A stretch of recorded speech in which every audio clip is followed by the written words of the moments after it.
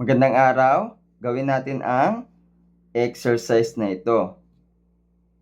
If x is equal to 2, y is equal to 3, and z is equal to -4, find the value of each of the following.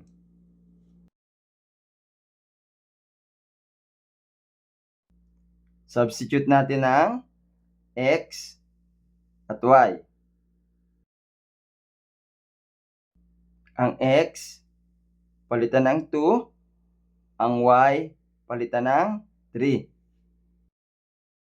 2 squared is equal to 4. 3 times 4 times 3. 36. 2x squared, y is equal to 36. Substitute x, y, and z. Substitute x, y, and z. 2 times 2 squared, 8 plus -12.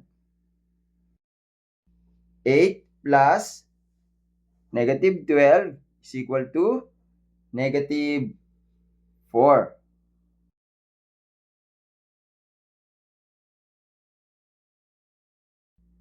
Ang x, y cubed, z squared is equal to 2 times 3 cubed times -4 squared. Equal yan sa 2 times 27 times 16. At equal yan sa 864.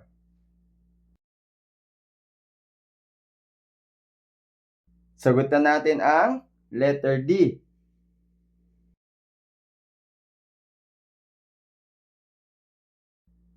Substitute x, y, and z.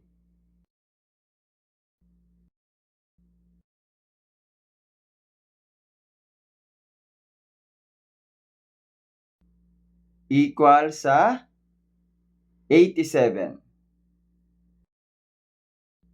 Para sa iba pang mga topic, basahin ang description.